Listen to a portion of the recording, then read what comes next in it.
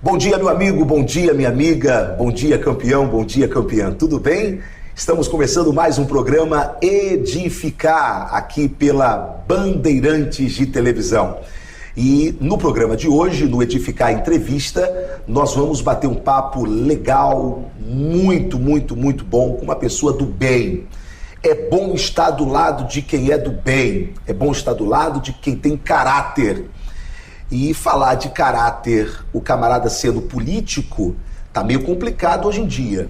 Mas esse eu posso dizer que é um cara do bem, que é um cara de caráter, que é um cara sério, que está na política há mais de 20 anos, apesar da cara de novinho que ele tem. Daqui a pouquinho eu vou perguntar a idade dele aqui.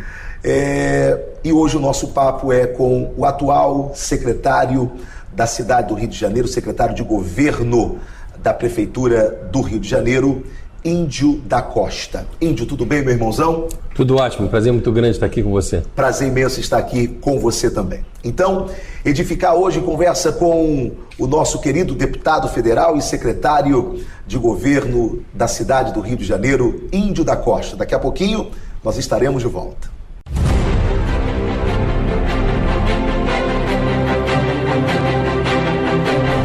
Programa Edificar, com Otoni de Paula Júnior.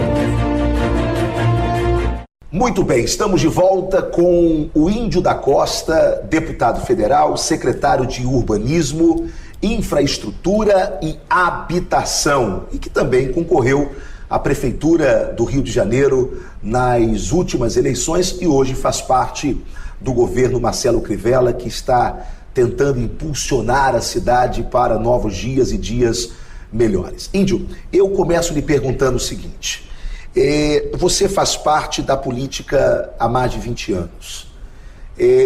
Hoje, ser político para boa parte da nossa sociedade, tão decepcionada e tão sofrida com a política, significa sinônimo de ladruagem, picaretagem. Em algum momento já lhe deu vergonha de ser político, Índio? Nunca. Eu tenho uma família muito bem sucedida e podia ter seguido a linha da minha família, né? Na arquitetura, no design, enfim.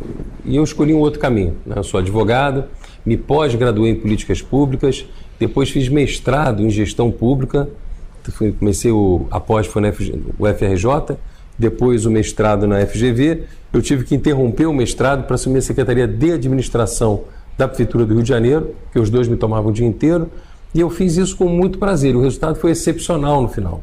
A gente reduziu os níveis hierárquicos, o custo da máquina, o resultado passou a ser muito mais rápido entre o pedido de qualquer serviço da Secretaria e a resposta, né? Até às vezes para dizer que não. Levava meses, passou a levar muito menos tempo.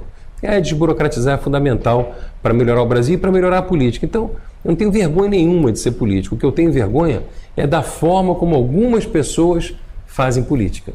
Aí sim, né? Que a gente tem que fazer uma separação entre o modelo, por exemplo, do PMDB do Rio de Janeiro de fazer política e o modelo que eu sempre fiz política, porque é completamente diferente, dado visto que você não encontra o meu nome nesses escândalos todos que estão acontecendo no país e que estão acontecendo aqui no estado do Rio de Janeiro. E aí eu quero te fazer aqui uma outra pergunta também.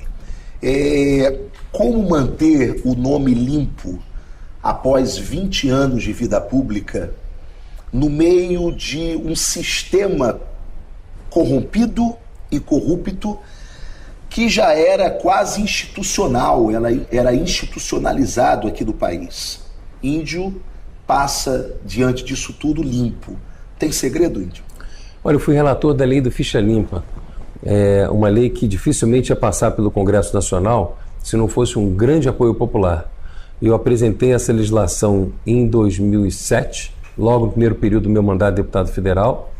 Depois veio uma lei popular em 2009, com o mesmo conteúdo. Até vou ser sincero que a minha lei era mais rigorosa do que a lei da Ficha Limpa. Era mais ainda? Era mais, que a minha primeira instância já estava fora, não podia ser candidato. Qualquer assunto condenado em primeira instância não podia ser candidato.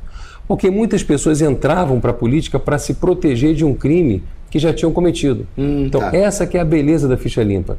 É uma lei que te garante que do seu lado no Congresso Nacional, na Câmara de Vereadores, na Assembleia Legislativa, e até porque não dizer nas prefeituras, no governo do estado, as pessoas que lá estarão trabalhando não são pessoas que vão se proteger de um crime que já cometeram.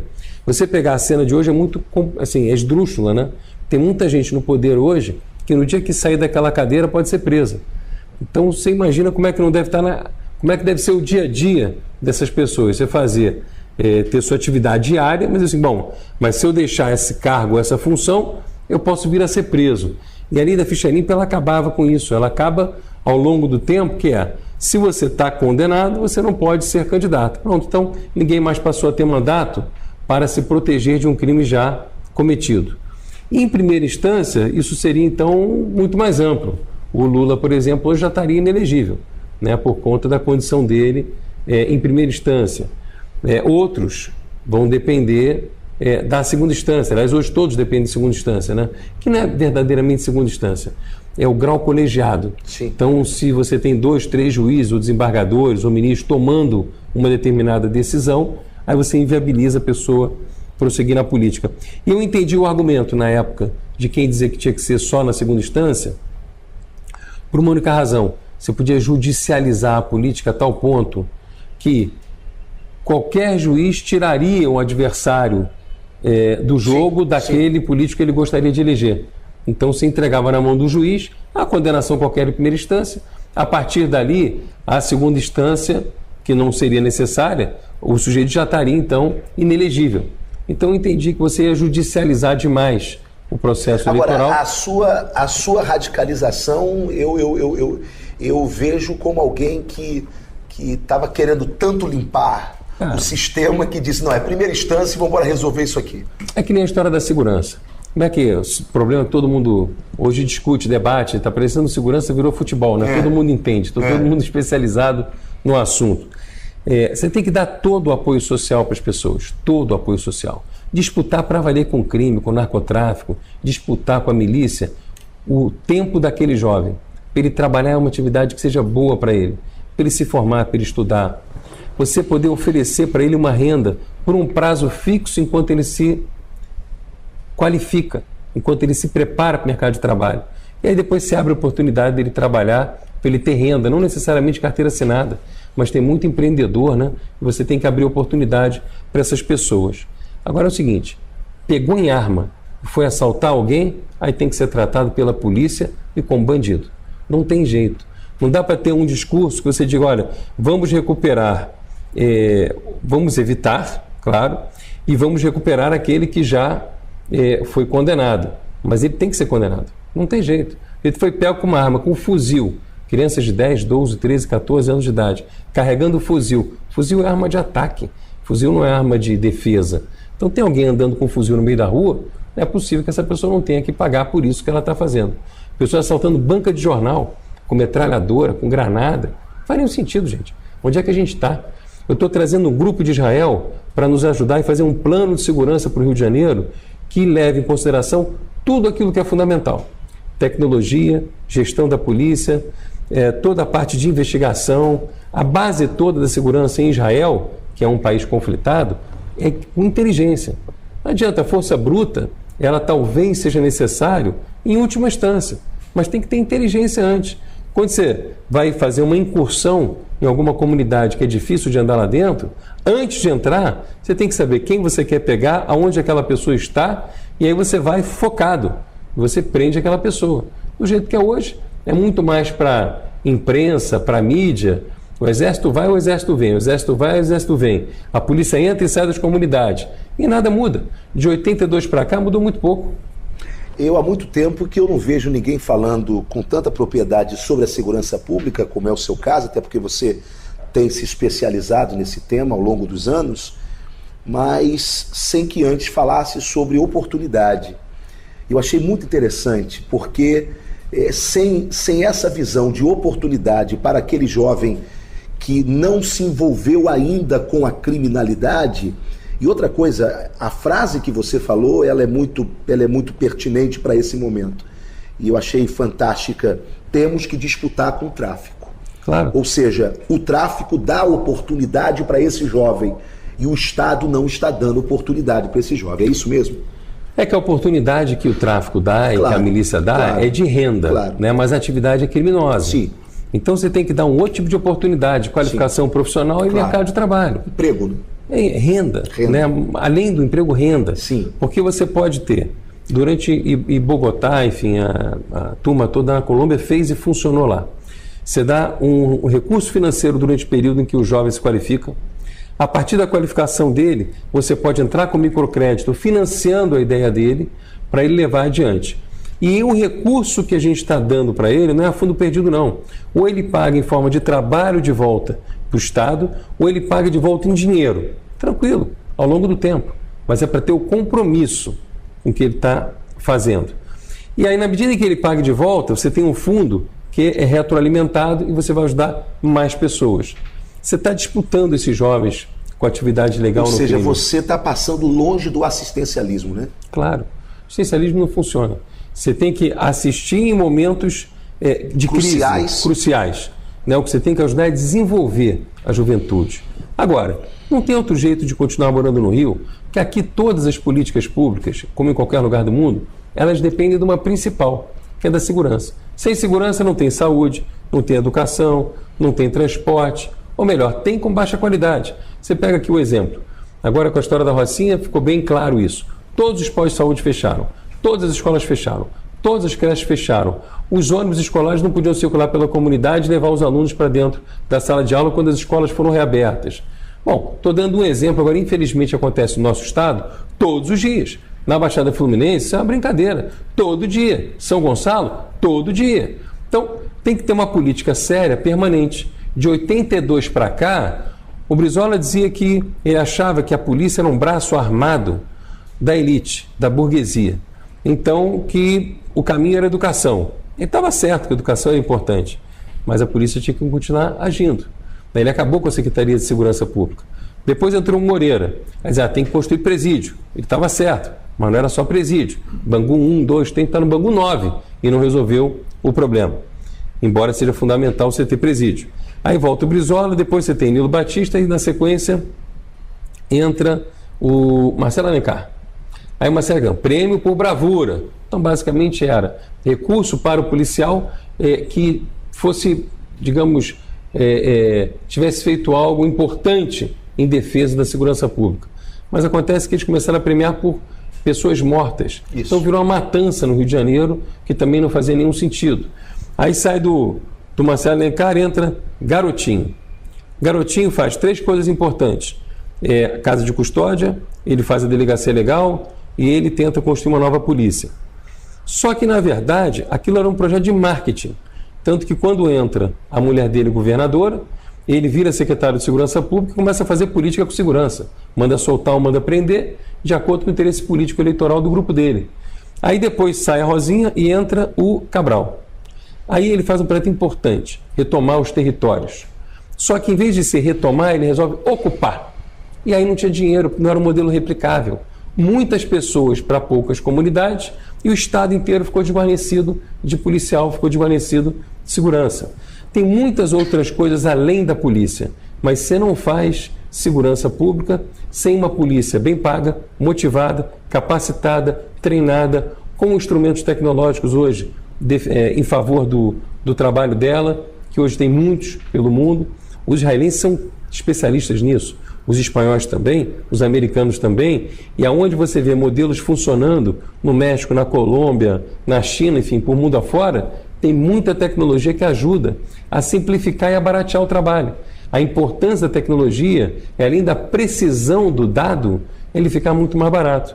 Agora, tem que desarmar esses bandidos. Eu tive pessoalmente com o ministro da Defesa, o Raul Jungmann, logo na semana que eles entraram no Rio de Janeiro. E disse a ele, deixe por favor um legado, desarme os bandidos. São de 10 a 12 mil fuzis no Rio de Janeiro, na região metropolitana do Rio de Janeiro. Isso é inaceitável.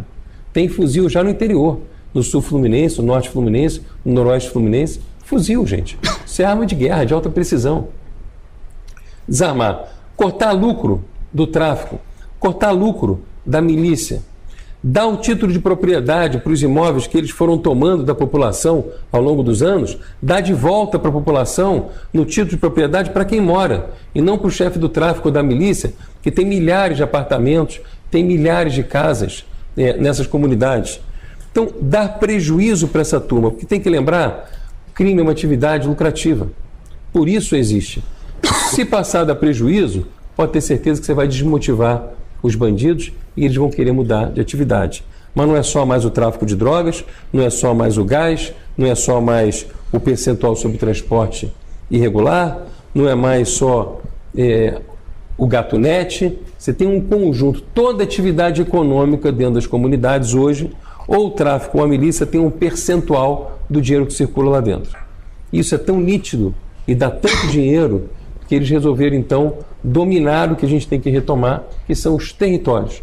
É por isso, a importância, a guerra que está tendo entre o Rogério 157 e o NEM não tem outra, é uma guerra financeira. Eles querem saber quem é que vai ficar com o resultado do dinheiro, não só da droga, mas de toda a produção comercial que existe e de serviços ali na Rocinha. Índio, você foi vereador na cidade do Rio de Janeiro, onde eu estou vereador.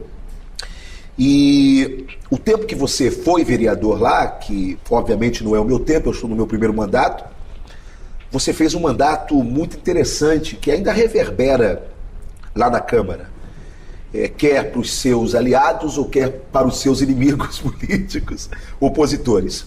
É deputado federal, hoje é secretário de Urbanismo, Infraestrutura e Habitação do governo Marcelo Crivella. E agora você volta a se relacionar com a Câmara Municipal, não é? E tem sido um relacionamento muito interessante, né? Bem elogiado pelos nossos colegas vereadores. Mudou muito o ambiente da Câmara do tempo que você era vereador para esse momento agora? Melhorou, porque você tem mais canais de comunicação com a sociedade. E aí o vereador agora, quando vota, ele tem muito mais informação do seu eleitor do que eu tinha na minha época.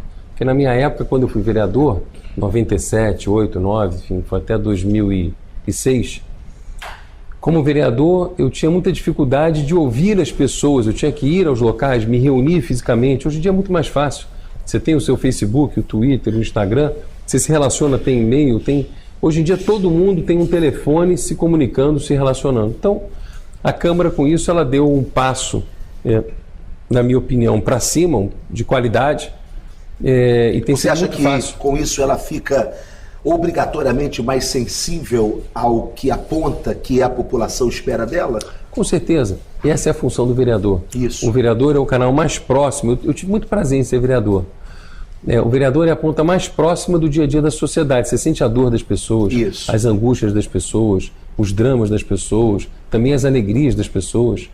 Esse contato direto é muito prazeroso. E tem sido muito bacana para mim me relacionar com a Câmara. Você vê, o nosso Código de Obras, que vai ser revolucionário para a cidade, para gerar emprego, renda, oportunidade para as pessoas, ele vai transformar de 572 artigos e 38 leis para você fazer qualquer construção no Rio de Janeiro, vai virar apenas uma lei com 40 artigos, dos quais 7 artigos o servidor público vai analisar. 30 são autodeclaração e os outros são só a estrutura da lei. Então, assim, é uma revolução. Aí eu queria entrar numa outra vertente do Índio da Costa, né? Você é um camarada altamente contra a burocracia. É algo que já é tua marca já. Como secretário de Urbanismo, Infraestrutura e Habitação, que são áreas altamente burocráticas em qualquer cidade, você envia esse código de obra, não é? Cuja raiz dele é não burocratizar mais a cidade no que tange a obras, não é? Qual é a sua expectativa para esse código de obra a partir do momento que a Câmara o aprove e é de avanço para a cidade? Destravar uma quantidade brutal de obras, gerar milhares de empregos, aumentar a arrecadação da prefeitura pela produção e não porque está aumentando qualquer área, qualquer tipo de imposto. Então, para você, burocracia e desemprego caminham juntos? Com certeza.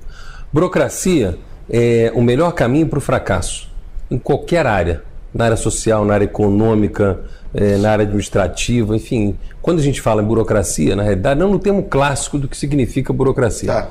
Que burocracia é organização. Aí tinha uma empresa que vende sanduíche, que se você falasse em X segundos, antes de chegar o sanduíche, você ganhava ele de graça. E o pessoal cantava como é que era feito aquele sanduíche. Muito bem, aquele é um processo altamente burocrático, mas ele é altamente eficiente, né? Por quê? Porque é uma burocracia pensada a partir da eficiência. O que acontece é que a nossa burocracia, ela foi pensada a partir do interesse das corporações e não da cidade. Esse aqui é o negócio. Se você entender que o usuário... E aí perdeu o próprio sentido da ideia do que é burocracia, né? Perde o sentido. As corporações e a burocracia explodiram no Brasil. Na hora que você diz assim, ô índio, é táxi, é Uber, é van, trem, ônibus, bicicleta, motocicleta. A discussão está errada. A discussão é o seguinte, vamos discutir o interesse e a necessidade do usuário de transporte.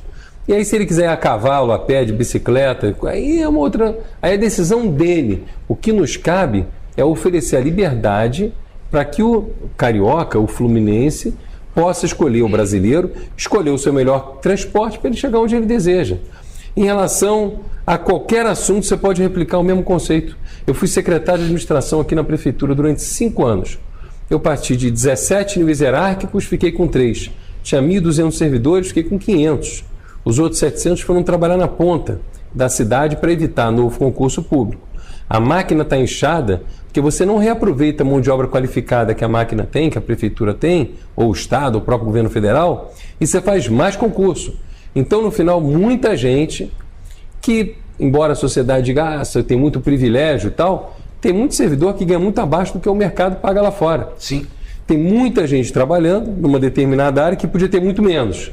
E, consequentemente, ganhar até melhor. E ainda assim sobrar mais dinheiro para você prestar serviços, que é uma conta que não é feita, mas além do custo do salário, da remuneração, tem também do uso do banheiro, da mesa, do espaço, da iluminação, todo o conjunto, elevador, do espaço físico que se aluga muitas vezes. Então, assim, burocracia, ela precisa ser revista a partir de uma única palavra, eficiência. Se você for eficiente, aí você pode melhorar muito a vida das pessoas. Eu ainda vou te falar mais.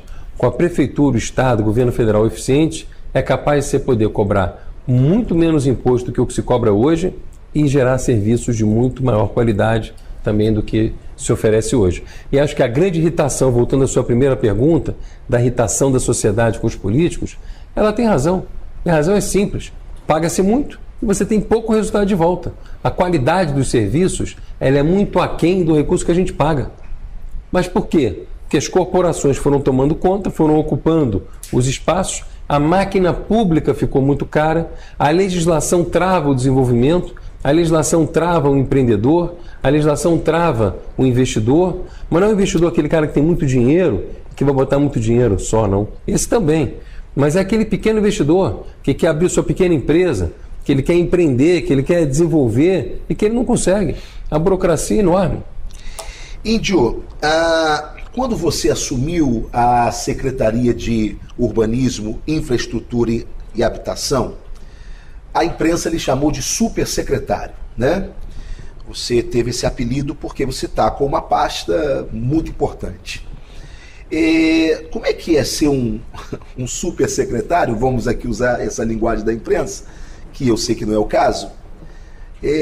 Dentro dessa atual grande crise financeira que o país enfrenta, que o Estado enfrenta e que a cidade também está enfrentando. Qual é a solução? Olha, o Eduardo Paes, antes de sair da prefeitura, em dezembro do ano passado, criou uma matrícula falsa com um servidor que não existe para cancelar bilhões de reais de empenho. O que quer dizer isso? O pessoal que está em casa entender. Você, para fazer contratação de qualquer serviço, obra, você reserva o dinheiro. Essa reserva do dinheiro se chama empenho. Como a lei de responsabilidade fiscal, ela diz que para o ano seguinte você precisa ter recurso em caixa relativos àquilo que você já sabe que tem que pagar. Se você não deixar esse dinheiro, você fica inelegível. É crime fiscal. O que o Eduardo fez? Ele criou nenhum servidor da prefeitura topou botar sua matrícula e sua digital nisso. Então eles inventaram uma matrícula falsa com um nome de servidor falso e cancelaram os empenhos de uma quantidade enorme de obras e serviços. Isso é pior do que pedalada, né? Isso é uma motocicletada, enfim, e acho que agora... Em alta velocidade. Em alta velocidade. Porque, na verdade, isso é crime, mas passa do crime de responsabilidade, entra em crime de falsidade, entra numa série de outros crimes, que, enfim, isso aí quem tem que julgar é a justiça. Mas foi por isso que ele saiu daqui da Prefeitura do Rio, dizendo que tinha muito dinheiro. E depois ainda disse que o Crivella que não estava fazendo as coisas, que ele não sabia administrar. Ora, veja bem, Eduardo Paes quebrou a Previdência do município. Eu saí daqui e deixei, quando saí em abril de 2006, eu deixei 2,5 bilhões de reais. Quando Eduardo entrou, eu peguei com 275, garanti o plano de saúde para o servidor da Prefeitura, com o apoio da Previdência, né, que era o Previ-Rio, acabamos com aquele desconto dos 11% dos aposentados, dos pensionistas também, e ainda assim entreguei 2,5 bi no caixa, quando saí daqui. Quando Eduardo entrou, tinha 2,3 bi. Quando ele saiu, estava negativo. Esse ano, a Prefeitura teve que botar 600 milhões para compensar o que ele fez. Aprovou uma lei em 2011, na época você não era vereador.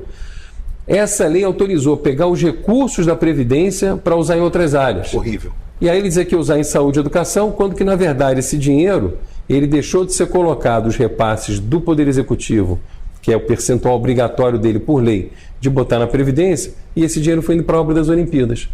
Então, assim, a gente tem uma dívida até 2042 para pagar das Olimpíadas, queda de arrecadação por conta da economia nacional, e ainda um dinheiro que sumiu da contabilidade pública, que era uma dívida que sumiu da contabilidade pública, altíssimo.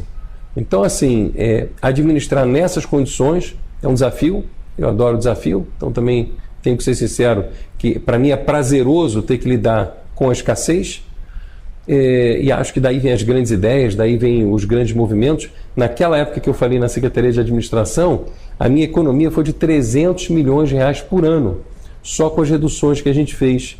E agora você vê, o Eduardo chegou a ter 35 secretarias, e a gente reduziu na Prefeitura com Crivella para 11 secretarias.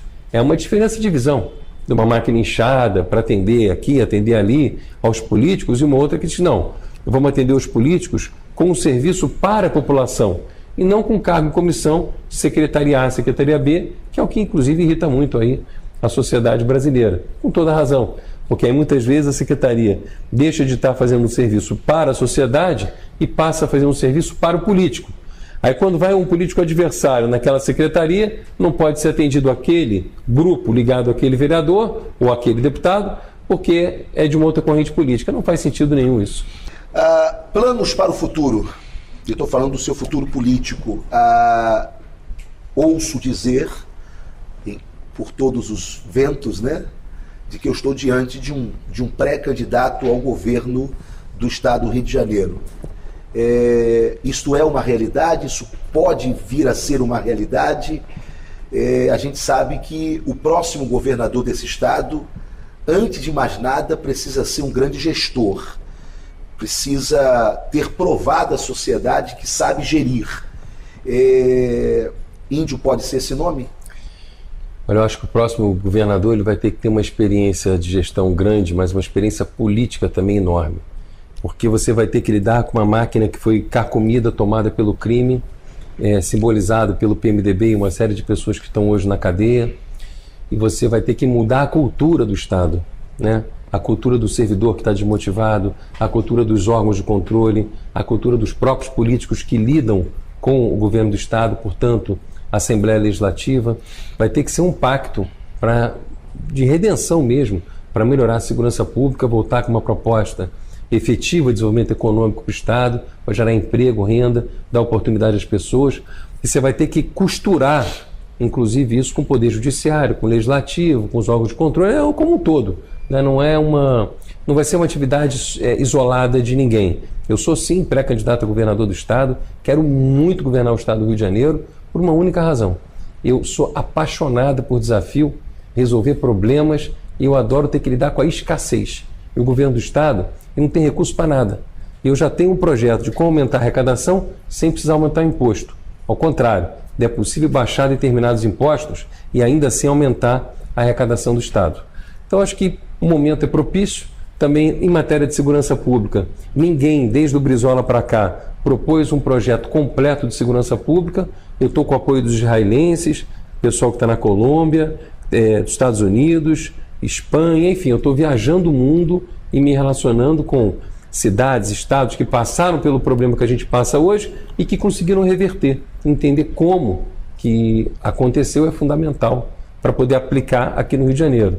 Não sei quem são os candidatos ainda, é muito cedo, né? Mas eu de fato quero sim, quero muito governar o Rio de Janeiro. Sua despedida, Índio. Agradecer a oportunidade de estar aqui, dizer que tenho acompanhado seu trabalho na Câmara de Vereadores, fico feliz com sua desenvoltura já no primeiro mandato, pedir o seu voto para me ajudar a destravar a burocracia lá na Câmara de Vereadores. Com certeza terá. A gente começa com o Código de Obras, depois vem a Lei de Uso e Ocupação do Solo, depois o parcelamento do solo, depois vem também a Lei do Licenciamento e Fiscalização, simplificando para gerar emprego, renda e dar oportunidade para as pessoas. Minha gente, conversei aqui com o secretário de Urbanismo, Infraestrutura e Habitação da cidade do Rio de Janeiro. Índio, sucesso para você. Deus abençoe a sua caminhada. Amém. Também abençoe a sua casa, a sua família. Muito obrigado. E vamos construir um Rio melhor, quer a cidade do Rio, quer o estado do Rio de Janeiro. Parabéns, isso. meu irmão. Muito obrigado. Um abraço.